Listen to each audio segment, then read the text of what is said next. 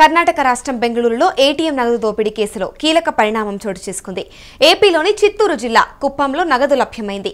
ఒక bank van నుంచి జరిగిన 7.11 కోట్ల దోపిడీలో గుడిపాల మండలంలోని చిత్తపార గ్రామానికి చెందిన అన్నదమ్ముళ్ల పాత్ర వెలుగు చూసింది.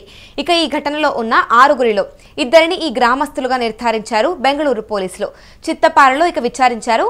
గ్రామానికి చెందిన విశ్రాంత ఆర్మీ ఉద్యోగి రామదాసుకు రవి, రాకేష్ కుమార్లు. వారు బెంగళూరులో స్థిరపడ్డారు. కొద్ది కాలం క్రితం రామదాసు భార్య మృతి చెందడంతో స్వగ్రామానికి వచ్చేశారు. రవి బెంగళూరులో సాఫ్ట్వేర్ ఉద్యోగం చేస్తుండగా అక్కడే విధుల నుంచి తొలగించిన ఓ కానిస్టేబుల్తో పరిచయం ఏర్పడింది.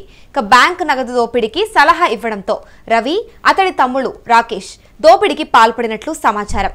కాజేసిన నగదు పెట్టేయాలని యూపీ రిజిస్ట్రేషన్ వాహనంలో స్వగ్రామానికి తెచ్చినట్లు కర్ణాటక పోలీసులు గుర్తించి ఇక్కడకు వచ్చేశారు. ఈ విషయంలో తెలియడంతో నిందితులు వాహనాన్ని వదిలేసి ఉడాయించినట్లు సమాచారం.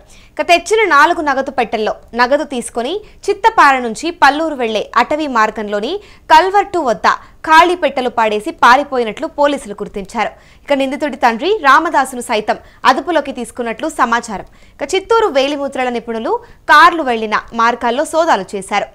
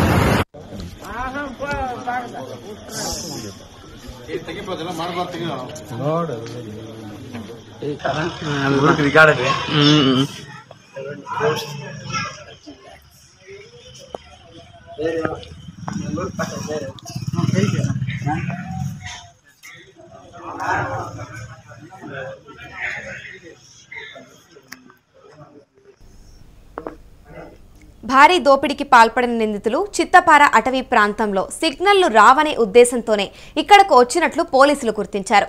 చిత్తపార నుంచి వేలూరు, గుడియాత్తం, పలమనేరు, చిత్తూరుకు వెళ్లే మార్గాలు కలవడంతో పారిపోయేందుకు వీలుగా ఉంటుందని ఈ గ్రామాన్ని ఎంచుకున్నట్లు తెలిసింది.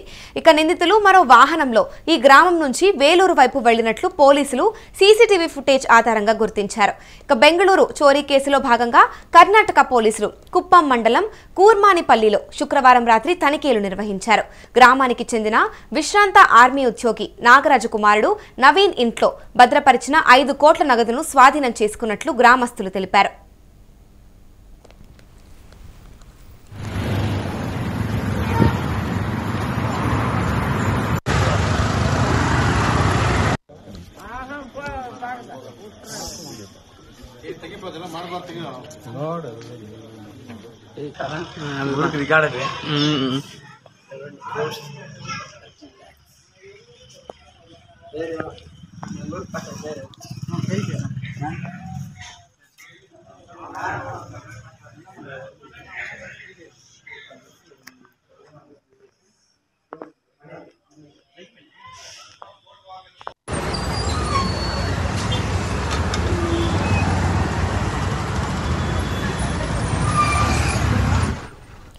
బెంగళూరులో గురువారం జరిగిన 7.11 కోట్ల ఏటీఎం క్యాష్ వ్యాన్ దోపిడీ కేసులో పోలీస్ కానిస్టేబుల్ తో పాటు మరో మాజీ సీఎంఎస్ ఇన్ఫో సిస్టమ్స్ ఉద్యోగిని పోలీసులు అరెస్ట్ చేశారు.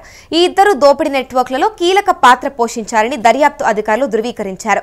నవంబర్ 19 బుధవారం మధ్యాహ్నం 12 గంటల సమయంలో బెంగళూరు జేపీ నగర్లోని హెచ్డిఎఫ్సి బ్యాంక్ బ్రాంచ్ నుంచి సీఎంఎస్ ఇన్ఫో సిస్టమ్స్ లిమిటెడ్ కు చెందిన క్యాష్ వ్యాన్ లో 7.11 కోట్ల ఏటీఎం రీఫిల్ కోసం తీసుకుని బయలుదేరింది. కొద్ది దూరంలోనే ఆ వ్యాన్ కు అడ్డంగా ఇన్నోవా అయితే వచ్చింది.